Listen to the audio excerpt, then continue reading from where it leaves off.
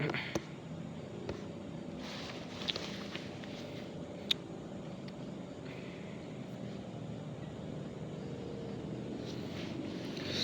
semuanya, selamat pagi, siang, dan hari ini kita akan bakal jalan-jalan virtual ke bagian selatan Indonesia, tepatnya ke Provinsi Nusa Tenggara Timur dan ibu kotanya Kota Kupang. Kita sepakat ya kalau dengar kata NTT yang terlintas pasti Labuan Bajo, Komodo, atau alamnya yang eksotis.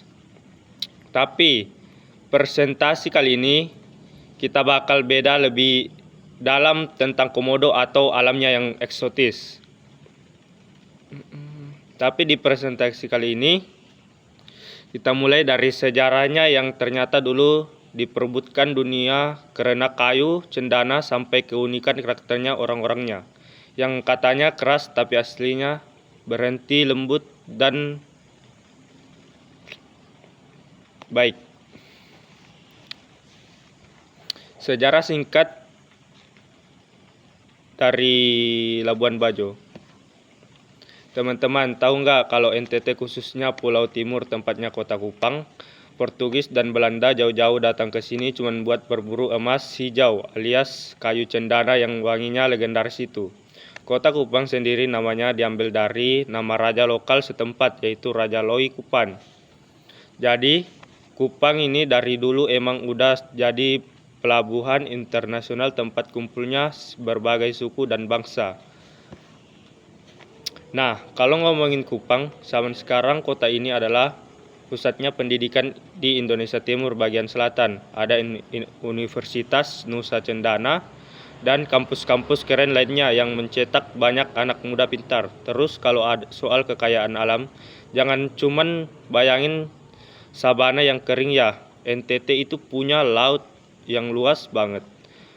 Penghasilan rumput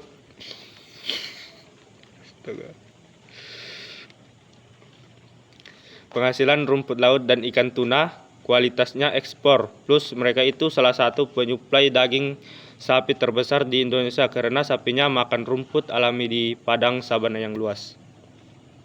Sekarang kita masuk ke bagian yang paling seru, wisata dan kulinernya. Kalau main ke Kupang wajibnya banget mencobain sei daging asap khas timur yang dimasak pakai daun kasombi. Rasanya juara, apalagi kalau dicocol pakai sambal luat yang asam pedas, segar. Buat wisatanya, selain Komodo di Flores, di Kupang ada Pantai Lasian yang estetik dan gua kristal yang airnya biru, kayak kolam renang pribadi. Jangan lupa juga alat musik Fafandonya dari Ronte, alat musik petik dan daun lontar yang suaranya magis banget dan udah diakui dunia.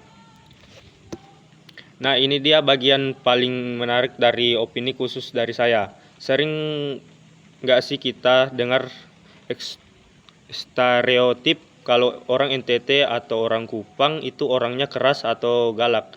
Nah, di sini saya akan meluruskan karakter mereka. Bicaranya tegas, suaranya lantang, dan mukanya tegap. Itu sebenarnya pengaruh alam atau hidup di daerah karena dan iklim sering bikin mereka tumbuh jadi pribadi yang tangguh, gak manja dan pekerja keras.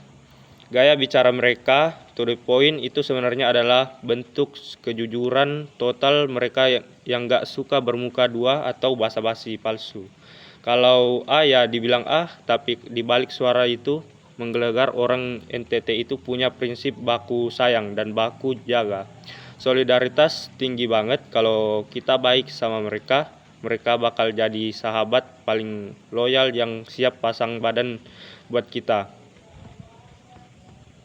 Terlahir apa sih yang bisa kita contek atau teladani dari budaya NTT? Banyak banget. Yang pertama adalah toleransi nyata. Kupang ini salah satu kota paling rukun di Indonesia. Di sana gereja dan masjid biasanya tetanggaan, dan kalau hari raya mereka saling jaga dan gak ada konflik sara. Kedua, kita bisa belajar tentang proses kelain tenun zaman yang serba instan ini. Budaya Tenun mengajarkan kita kalau mau bikin karya hebat ya harus sabar dan tekun menghargai proses.